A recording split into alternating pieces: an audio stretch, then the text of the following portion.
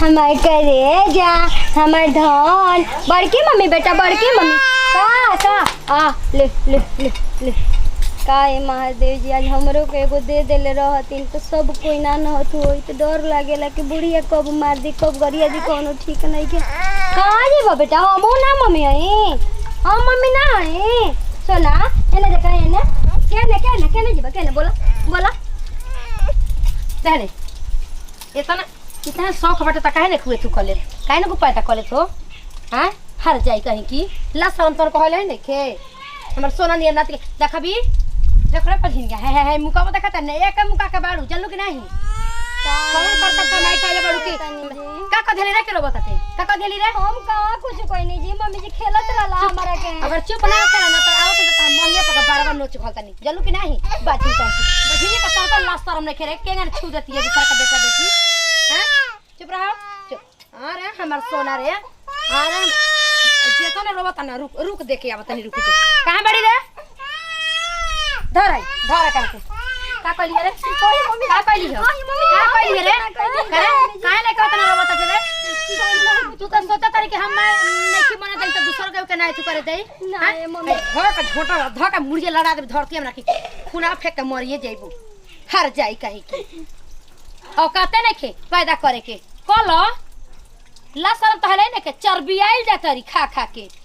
अल्लाह शरम नहीं के छोट हो के अब बेटा एथु क दिहला से इनकर कोनो एथुए नहीं खे अब त दूसरा के खेलावे ओहेगा ने हहरबू ओहेगा ने हर जाई नहर में का जाने कौन कर तब कमाई कइले बड़ी की आज लेगो मुष्टियो ना बियैली निकल है ने निकल बाहर निकल तोरा के मेरा हम बताई तने ने का हल्ला कइले बनी जी का जाने का हल्ला कइले बनी करे तोरा के हम कहले रहमी ना कि लड़का के बढ़िया से देखियो बझिने के छुए मत दिए हैं इतना सब मतलब काहे ने का पैदा कइले तो घर में किनु भाई बोए भी भाई छुदे तो का हो गई ना तो जा छुआव जा हमर जे कहले भर के ना और के ऊपर ही है वो लड़का पैदा कइले बाड़ी पता हम सोना नियर नाती के का जाने का भी पता मारी कइले बिया कि हम नाती रोवताटे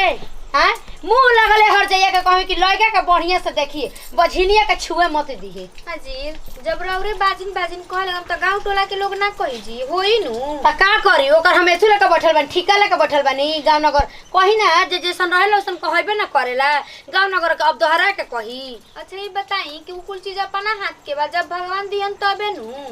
बस कर मुंह बंद कर ढेर एथु ना त लड़ा ओकर ऊपर आती मत लड़ा माया जी तार भइल बिया आ मोती त बुझाता कि भर भस्ट हो गइल बाटे ओ बाज बहिला के ऊपर वाती लड़ता निमन रहते और का करत पहिला कहनी बाज पहिला कहनी कान खोल के सुन ल ए बार से मेरी नाती के छू दी त की त हमई घर में रहम की त तू ही रहबू देख लिहा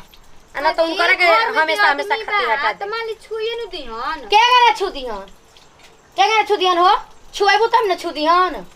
तो बन कति ताला लइका के पोलियो लिया हो जाई घरों में त ना रखल ढेर लइकन के बोला भी बढ़ल है तू थुरवा नबे कूची दे जल्दी कि ना ए त खिया पिया के कृष्णा जी नियर तू बनवले बनी अपनी नतिया के हैं ए बेरा से देखा ना ए बेरा से देखा छुआते त की त तू ही ए जैसे छुटकारा हो जेबो ना त बझिनिए के छुटकारा क दे शरम त हलै ने के बड़ हो के आज लेगो मुष्टि ना बियली आवा तरी दूसरा के लोग लेके पैथु करे बतावा देखत त मार खेलावतिया ओही तरह हरबू ये छछू ना रो जा लगन ना होई का जनी बुढ़िया के कोना जमाना के सोच रखे लिनु कि का कहे के बता हो त से छू दे त का हो गई कर यति बाजनु कि कहे के ना इनकर बेटी कैसन भई रही तब बुझाई ड्रामा को के थैले भाई एक के घर में कानी कैसे कोई चोरवाई देखो खटिया बुनियों में डाल देले बाड़ी फिर भींज जाई त राती में सुते के कहां पड़ी एगो तो कोई नहीं सुती जल्दी हां का हो बैठावा का बैठी जी अपना माई के ना समझाईब काऊ छी हो बताई तो हर घरी बजिनिया कइले रहतई आ तन से बाबुआ के छू देलस कतन जी छू देली ह आ ओही खातिर मार उनका के मारियो देली ह गाड़ियो देतई हमरो के मारे खातिर दौड़तई एकरा बुझा त नहीं मान ल कि ओकर ना भइल भोजैया के त का कइले आ होई ना जी अब ये मतलब उनका अब समय चल गइल अभी ओकर माई के बुझाए के चाही कोई के भगवान जल्दी देलन कोई के भगवान देरी से देवेलन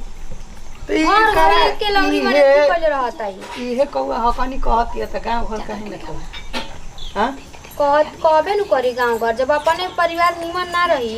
तो गांव घर में मजा ना लीजी। का कहल जाए हमरा तो बुझाते नहीं। अति को के धइले बाई घर में कितना कोई अति अति ऐसा अति करेला कैले बिया कि महा अति कैले बिया। बताई तो मतलब बड़ी खूने खड़कते कि आज के बाद छू देनो तो ए तोरा भी बबुआ तो जी हम हमरे के एगो टिकट निकलवा दी जहाँ भैया रही न मुझे के। अरे एजू का तारे केहू बोलता काटता एजू भी रह घर ना। में ना रहबे बबुआ जी हम राहु रगोतिनी के मुंह देख के घर में बानी चिकनू ओकर लइका हमार लइका हम अपना निहा जानी ना। तो हम लेकिन कुछ मम्मी जी के कहानी। मन में कितना बड़ पाप बना कने तो तारे काहे तकले कुछ कनी उड़ाउरे लइका हमार लइका ना है उड़ाउरे लइका है। हमरा तारे के ना कुछ कनी कने लेकिन अरे मम्मी जी समझा दो कि भेद माई जो दिन भेद खाती बिया तो ये दिन खाती बिया। नहीं बबुआ जी देखी टिकट हम कहनी उनका लेकिन मम्मी जी ऐसे ऐसे कहता नहीं तो कहता ना कि वहाँ नहीं खाती ना बेकार बरू हमरा खाती नहीं खूब बेकार जाए दो तू आजा 12 जितना हो सके उतना हम दवाई बीरो तारा के कराई धराई। अरे तेरा रूमर चल गई जी मान ली हमार बेटा नहीं के उड़ाउरे बेटा बा कहे दी हम नहीं ना कने हमरा तना दिन ले कुछ ना बुझात रहला आज मम्मी जी झपट के हमर गोदी में लइका छीनले है ना हमर करेजा फाट गइला जान जा एकदम हम जियता भर में नहीं खिए घर में बस कैसे कैसे बानी हमारे के पता बाटे।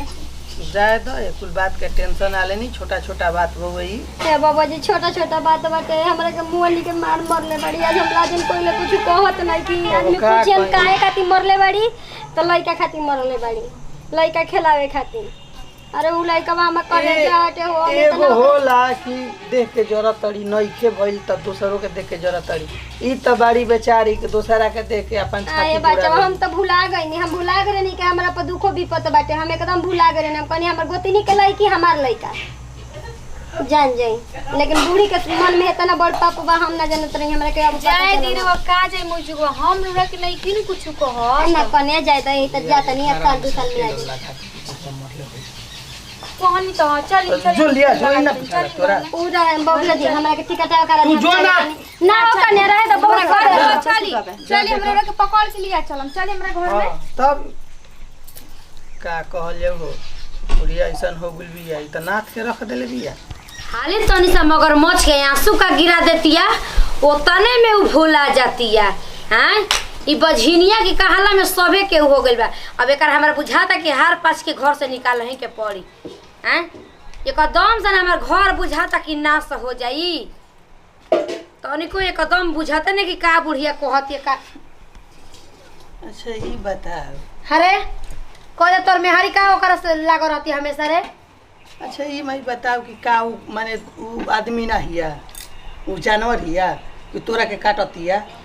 अरे जवन पेड़ बंजर हो जाए वो पेड़ के रखला से कोनो मतलब बारे होने काट के बिग ना देई। कथा कहू तो बहुत जानलू जानी। सन हमू कह देम नु त मुंह लगबू बिचकावे कहबू नु कि जवाब देता हमार। अरे उ तोर पतो है ना हिया रे